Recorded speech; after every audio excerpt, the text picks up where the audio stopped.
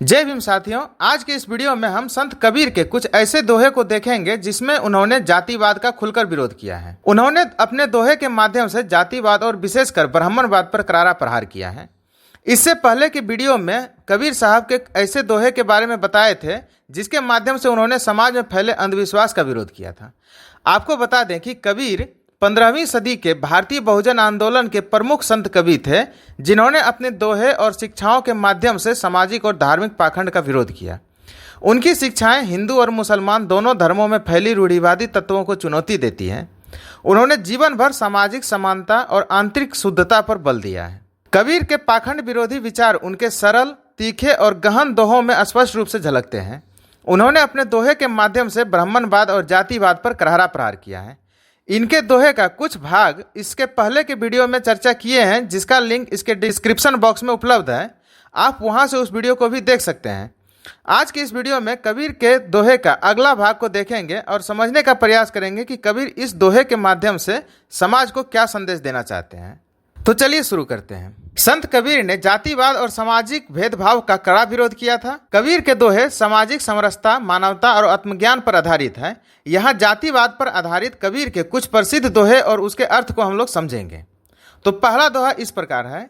ब्राह्मण क्षत्रिय वैश्य शूद्र सब एके पवन बसात, सब में सीता राम बसे कहे कबीर दिन रात। इस दोहे के माध्यम से कबीर जो है वो जातिवाद के ऊपर प्रहार करते हुए कहते हैं कि ब्राह्मण क्षत्रिय वैश्य और शूद्र सब एक ही हवा में सांस लेते हैं, सब में एक ही परमात्मा बसे हुए हैं। तो फिर ये ऊंच और नीच की भावना कहाँ से आई है। अगला दोहा कुछ इस प्रकार है। जाति न पूछो साधु की, पूछ लीजिए ज्ञान, मोल करो तलवार का, पड़ा रहने दो म्यान।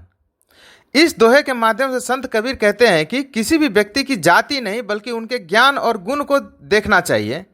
आप जाति पूछने के बजाय उससे ज्ञान की बातें पूछिए। जैसे तलवार का मूल्य उसकी धार के कारण होता है, उनके म्यान के कारण नहीं कि म्यान कितने मजबूत है या कितने महंगे हैं। उसी प्रकार किसी भी मनुष्य की महानता उसके कर्म को देखकर होता है, ना कि वो किस जाति में जन्मा है।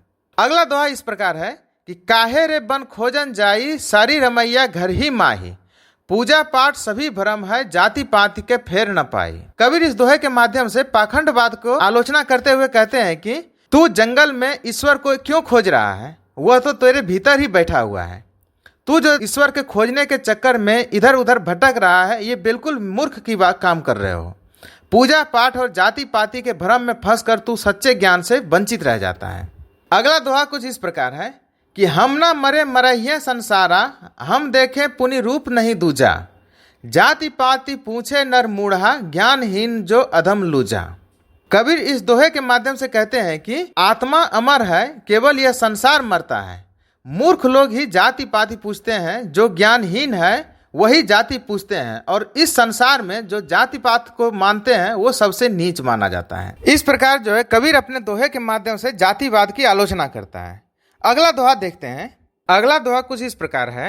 एके बूंद एके मल मूतर, एक चाम एक गूदा, एक है ज्योति विराजत फिरहि, काहे भया भिन्नता दूदा। यानी इस दोहे के माध्यम से कबीर कहते हैं कि हम सब एक ही प्रकार के बूंद से बने हुए हैं, यानी एक ही प्रकार के जीन से हम लोग पैदा हुए हैं और एक जैसे शरीर बना हुआ है। हम सबका शरीर मलमूत्र से युक्त है, चमड़ी भी एक जैसी है और रचना भी एक ही जैसी है। तो फिर यह ऊंच नीच और जात पात का अंतर किस बात का, फिर किस बात का ये कोई ऊंचा जाति का है और किस बात के कोई नीचा है। अगला दोहा कुछ इस प्रकार है कि अंत काल जसी जाति न पूछे, ब्राह्मण मिलन की बात, कबीरा यह तन जाति का, पूछे ज्ञान न जात। यानी इस दोहे के माध्यम से कहते हैं कि मरने के समय कोई यह नहीं पूछता कि तेरी जाति क्या है, वहां सिर्फ आत्मा और प्रकृति से मिलने की बात होती है। कबीर आगे कहते हैं कि शरीर की जाति पूछने से कोई लाभ नहीं है और ये पूछना सबसे बड़ा अज्ञानता की बात है। असली मूल्य तो ज्ञान है। अगला दोहा कुछ इस प्रकार है कि कहे कबीर हम नीच घरी जन्मे, लेहे करी नाम, ऊंचे कुल के कार ने कोई न पूजे राम। यानी इस दोहे के माध्यम से कबीर कहते हैं कि मैं तो एक निम्न जाति में जन्मा हूं, लेकिन मैंने प्रकृति का नाम लेकर उसे पा लिया है। वहीं जो लोग खुद को ऊंची जाति का मानते हैं और वे जाति का घमंड करते हैं, वे जाति के घमंड पाकर भी अपने प्रकृति को नहीं मिल पाते हैं और वास्तव में वो अपनी प्रकृति को भुला बैठे हैं। अगला दोहा कुछ इस प्रकार है कि हरि को भजे सो हरि का होई, जाति जाति का फेर, नारी से सब जन उपजय, कौन ब्राह्मण कौन चंडाल भेल। यानी इस दोहे के माध्यम से कबीर कहते हैं कि जो भी प्रकृति को भजता है वो उसी का हो जाता है। तो जाति का झगड़ा कहाँ से आ गया? जाति का झगड़ा तो व्यर्थ है। सभी लोग एक स्त्री के कोख से जन्म लेते हैं, तो फिर कैसे कोई ब्राह्मण कहलाएगा और कैसे कोई चंडाल। यानी इस प्रकार कबीर कहते हैं कि जब एक ही स्त्री के और एक ही तरीके से सब लोग पैदा होते हैं तो फिर कोई ऊंचा और कोई नीचा कैसे हो सकता है। अगला दोहा कुछ इस प्रकार है कि जो तू ब्राह्मण ब्राह्मणी का जाया, आन बाट काहे नहीं आया। जो तू कहता ब्राह्मण होई तो आन बान क्यों नहीं होई। यानी इस दोहे के माध्यम से कबीर जो है जातिवाद पर प्रहार करते हुए कहते हैं कि अपने आप को ब्राह्मण होने पर गर्व करने वाला, जरा यह तो बताओ कि जो तुम अपने आप को महान कहते हो तो फिर तुम किसी अन्य रास्ते या तरीके से पैदा क्यों नहीं हुए। जिस रास्ते से हम सभी पैदा हुए हैं तुम भी उसी रास्ते से क्यों पैदा हुए हो। यदि तू सच में ब्राह्मण की संतान है तो क्या किसी अलग रास्ते से जन्मा है। यदि तू ब्राह्मण होने का दावा करता है तो तुझमें ऐसा क्या कोई गुण है जो किसी निचली जाति में नहीं है। तो इस प्रकार देखते हैं कि कबीर जो है अपने दोहे के माध्यम से जातिवाद पर प्रहार करते हैं और जातिवाद की आलोचना करते हैं। अगला दोहा कुछ इस प्रकार है कि निगुरा ब्राह्मण नहीं भला, गुरु मुख भला चमार, देवतन से कुत्ता भला, नित उठी भूखे द्वार। यानी इस दोहे के माध्यम से कबीर कहते हैं कि वह ब्राह्मण अच्छा नहीं है जिनके कोई गुरु नहीं है, उससे तो गुरुमुखी चमार ही अच्छा है। पत्थर आदि के जड़ देवी देवताओं से एक कुत्ता अच्छा है जो कम से कम यह भौंक कर हमें सावधान तो करता है, चोरों से घर की रखवाली करता है। लेकिन पत्थर की देवता हमारी क्या कर सकता है? वो खुद की रक्षा नहीं कर पाएगा तो हमारी रक्षा क्या करेगा।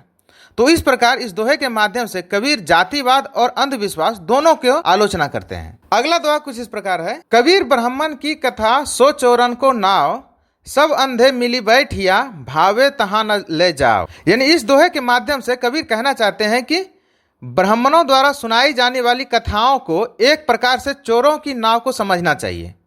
यदि कई अंधे व्यक्ति नाव में सवार होकर उसे खेवेंगे तो वे सभी उसे अपनी अपनी दिशाओं में ही ले जाएंगे।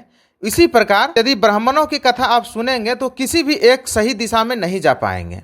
तो इस प्रकार इस दोहे के माध्यम से कबीर उस तथाकथित पोंगा पंडितों को बारे में कहते हैं जो अपने आप को ज्ञानी होने का दावा करते हैं। अगला दोहा कुछ इस प्रकार है कि ब्राह्मण गुरु है जगत का, संतनत का गुरु नाही, और उझी पुरुझी के मारी गए, चारों वेदों माही। इस दोहे के माध्यम से कबीर कहते हैं कि ब्राह्मण भोले भाले संसारियों का गुरु हो सकता है, परंतु वह विवेकवान व्यक्तियों का कभी भी गुरु नहीं हो पाएगा, क्योंकि विवेकवान व्यक्ति तर्क करते हैं और तर्क में वो हार जाएंगे। आगे वो कहते हैं कि ब्राह्मण तो अपने चारों वेदों को ही कल्पित वाणियों में ही उलझकर मर जाते हैं, तो वो आपको सच्चा ज्ञान कहाँ से दे पाएंगे। अगला दोहा देखते हैं कि अगला दोहा इस प्रकार है कि कली का ब्राह्मण मस खरा, ताही न तीजे दान, कुटुंब सहित नरके चले, साथ लिए यजमान। इस दोहे के माध्यम से कबीर कहते हैं कि वर्तमान काल में ब्राह्मण तो एक प्रकार से सज्जनों की मजाक करने वाले ही लगते हैं, इसलिए इन्हें दान नहीं देना चाहिए। सज्जनों की मजाक उड़ाने वाले ये मस्खरे ब्राह्मण तो अपने यजमान सहित दुख स्वरूपी नरक में जाएंगे ही, वो आपका भला क्या करेंगे। तो इसलिए उसे दान दक्षिणा देना बंद करो और सच्चे ज्ञान के लिए अपने प्रकृति के प्रति लीन रहो। इस दोहे के माध्यम से कबीर जो है जो दान दक्षिणा होते हैं उसके भी आलोचना करते हैं। अगला दोहा इस प्रकार है कि पढ़ी गुनी पाठक भये, समझाया संसार, अपना तो समझे नहीं, बिरथा गए अवतार। इस दोहे के माध्यम से कबीर उन लोगों को कहते हैं जो अपने आप को विद्वान और पोंगा पंडित होने का दावा करते हैं। इस दोहे के माध्यम से वो कहते हैं कि कई शास्त्रों को पढ़ गुण करके लोग संसार के लोगों को ज्ञान समझाते रहते हैं, जबकि वो स्वयं ही इस एक भी बात समझ में नहीं आता है। वो आगे कहते हैं कि स्वयं ज्ञान की एक भी बात समझ नहीं पाते, इसलिए उसका मनुष्य जन्म धारण करना ही निरर्थक हो जाता है। इसलिए इस प्रकार के आदमियों से सतर्क रहो। कबीर जो है इस दोहे के माध्यम से हम लोगों को उस पोंगा पंडितों से सतर्क करते हैं जो यज्ञ और हवन के नाम पर भोले भाले लोगों को ठगते हैं। तो ये थे कबीर के कुछ दोहे जिसके माध्यम से उन्होंने जातिवाद की आलोचना किया।